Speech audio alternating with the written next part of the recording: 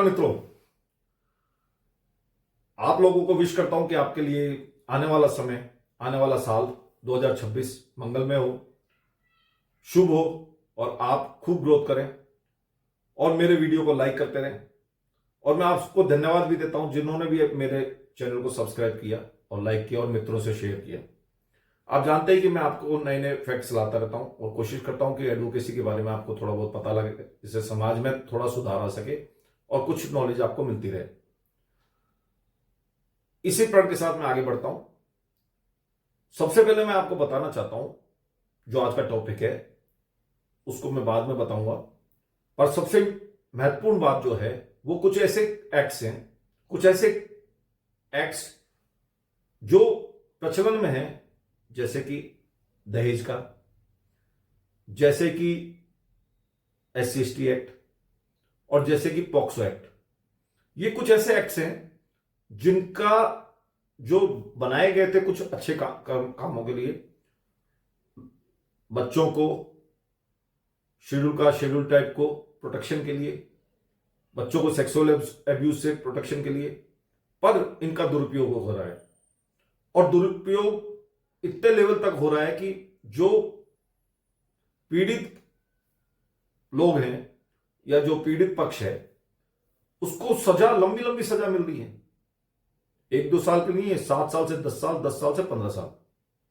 तो फिलहाल हम बात कर रहे हैं पॉक्सो एक्ट के लिए, prevention of child sexual act. POCSO जो है offence act, protection of child sexual offence act 2012। तो इसमें जो सबसे इंपॉर्टेंट प्रॉब्लम है, जो सबसे बड़ी समस्या है, वो हम ये देखते हैं कि आप अपने बच्चों से, जो बच्चा आपके पास क्रॉस, आप अगर अपराधी के वकील हैं तो अगर आप देखेंगे कि आप क्रॉस एग्जामिनेशन उस बच्चे से कर ही नहीं सकते। और मैंने इसके बारे में पहले भी एक वीडियो बनाया है, जो मैंने आपको बताया कि सेम उम्र के बच्चे अगर आपस में अगर लव रिलेशनशिप में होते हैं, अगर उनका अफेयर होता है, और उस केस में अगर जो लड़की का पक्ष होता है वो जनरली पॉक्सो एक्ट लगवा देते हैं, किसी न किसी तरह से उसको रफा दफा करने के लिए, उसको परेशान करने के लिए, और फिर एक बड़े एक बड़ा पैसा लड़के के पक्ष से मांगा जाता है।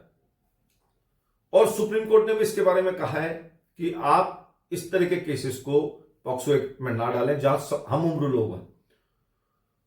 और जो मैं आपको पहले बता रहा था इसी केस से दौरान, कि आप क्रॉस एग्जामिनेशन बच्चे के साथ कर ही नहीं सकते। आप अपराधी के वकील हैं या आप अपराधी के वकील हैं, जो अपराधी भी नहीं कहा जा सकता, जो आप जिसको अपराधी माना जा रहा है कोर्ट के द्वारा, वो उसका जो वकील होगा, उसका जो काउंसिल होगा या उसका जो एडवोकेट होगा, वो बच्चे के साथ, जो पीड़ित है, जिसको पीड़ित बताया गया है, उसके साथ क्रॉस एग्जामिनेशन नहीं कर सकता। अब जो कुलदीप सिंह सेंगर वाला केस जो मैं आपसे डिस्कशन करने जा रहा हूं, उस केस में 25 ऐसे तथ्य हैं जो सोशल मीडिया पे बहुत बुरी तरह से फैले हुए हैं। वो आप सुन सकते हैं, बहुत सारे देख सकते हैं। मैं उनके बारे में कोई डिस्कशन नहीं करूंगा, ना मेरा मकसद है। मैं सिर्फ बात करूंगा सिर्फ पॉक्सो एक्ट के बारे में। जो आपको नई जानकारी अगर मिले तो आप मेरे से कमेंट करना, शेयर करना, सब्सक्राइब करना। तो मैंने आपको सबसे पहली जानकारी दी, क्रॉस एग्जामिनेशन बच्चे के साथ नहीं हो सकता। जो बच्चा बोल देगा वो फाइनल हो जाता है और उसके बारे में कोई इन्वेस्टिगेशन मानी ही नहीं जाती। इसमें कोई इन्वेस्टिगेशन चलती भी नहीं है। जो वकील है वो सिर्फ जो बोल देता है वो बोलता रहेगा, तो उसकी बात मानी नहीं जाएगी, बच्चे की बात मानी जाएगी। अब सबसे बड़ा जो इसमें मुद्दा रहता है, वो मकसद रहता है, जो विक्टिम पक्ष होता है, जो बच्चे वाला पक्ष होता है, या उसका जो काउंसिल होता है, एडवोकेट होता है, वो ये कोशिश करता है कि किसी तरह से हम बच्चे की उम्र, मतलब किसी भी विक्टिम की उम्र 18 साल से कम दिखा दें, जिससे केस पक्का हो जाए। अब उस डेटा को छुपाया जाता है। 2-3 तरीके से आप अपनी उम्र पता लगा सकते हैं, उस बच्चे की उम्र पता लगा सकते हैं कि वो 18 साल से कम है। वो कैसे हो सकता है? या तो आप, या 18 साल से उम्र है, कम है या नहीं है, इसके बारे में कैसे पता लगेगा, वो मैं आपको बताता हूं।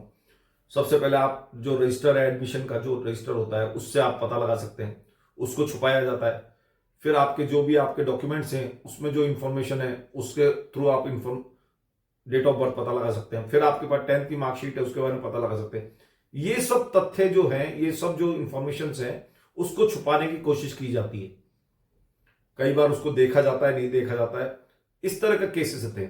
अभी जो इसमें जो पीड़िता हैं वो देख के पता लगाया जा सकता है, उनकी एम्स के थ्रू इंफॉर्मेशन आई, और भी कई जो बड़े बड़े जो जितने भी पॉपुलर जो बड़े ऑर्गेनाइजेशंस हैं, जो सबसे महत्वपूर्ण ऑर्गेनाइजेशन है भारत सरकार के, भारत देश के, जैसे एम्स है, उसके थ्रू इंफॉर्मेशन आई, तो भी ये पता लग गया था कि वो 18 साल से उम्र में बड़ी है।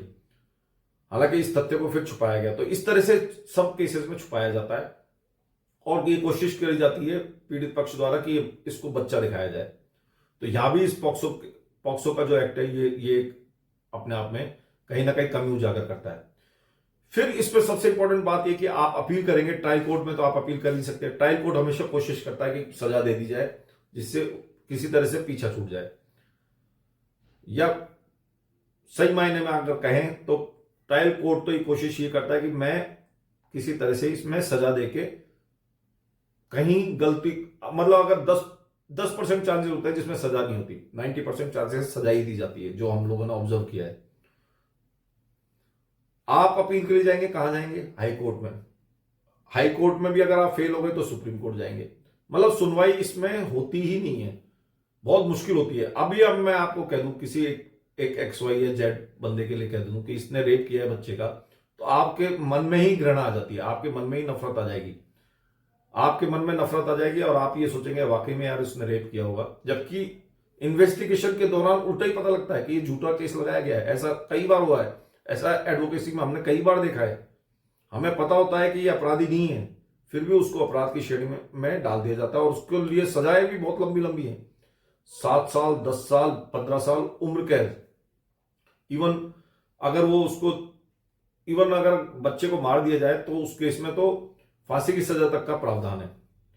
तो पॉक्सो एक्ट की ये सब धाराएं जो बनाई गई हैं वो किसी तरह से प्रोटेक्शन ऑफ सेक्सुअल अब्यूज जो थी उसके लिए बनाई गई थी, पर वो उसका जो दुरुपयोग हो रहा है वो बहुत बड़े लेवल पर हो रहा है। अब कुलदीप सिंह सेंगर वाले केस में बताता हूं आपको, जो मैंने आपको बताया कि उस केस में रेप हुआ ही नहीं है।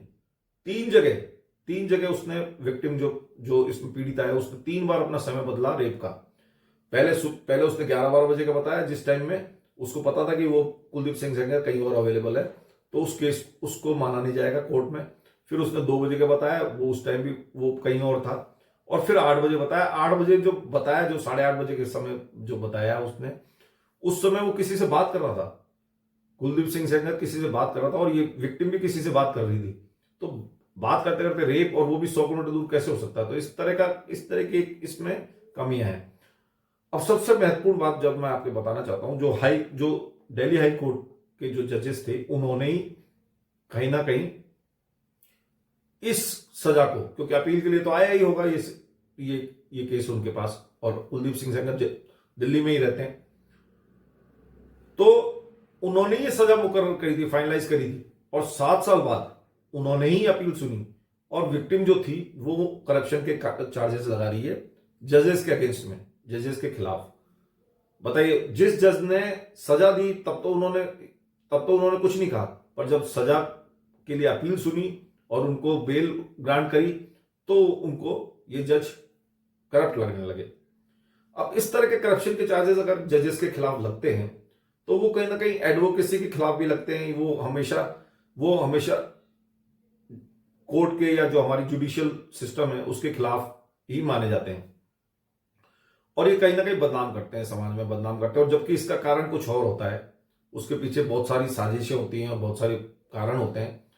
इसमें जज की कोई गलती भी नहीं थी, क्योंकि 7 साल की सजा 2017 में जब ये केस हुआ था तो पॉक्सो में सिर्फ 7 साल की सजा हुआ करती थी। हालांकि कल मैंने आपको जो वीडियो बनाया था उसमें जो गवर्नमेंट सर्वेंट कैसा होता है वो भी मैंने आपको बताया। गवर्नमेंट सर्वेंट की श्रेणी में ये आता है, MLA आता है या नहीं आता है, इसके बारे में बहुत बड़ा डिस्कशन भी हुआ, जो मैंने बताया आपको। इसके बारे में भी पूरा संज्ञान लिया गया और बहुत बड़ा डिस्कशन हुआ, और उस केसेस पे ये बेल ग्रांट की गई। और फिर बाद में जज को बदनाम भी किया गया, जिसकी CJI जो सूर्यकांत जी है उन्होंने इसकी भर्त्सना भी करी थी, इसको अपोज भी किया था, और उन्होंने एक क्रोध भी दिखाया था, एक गुस्सा भी दिखाया था।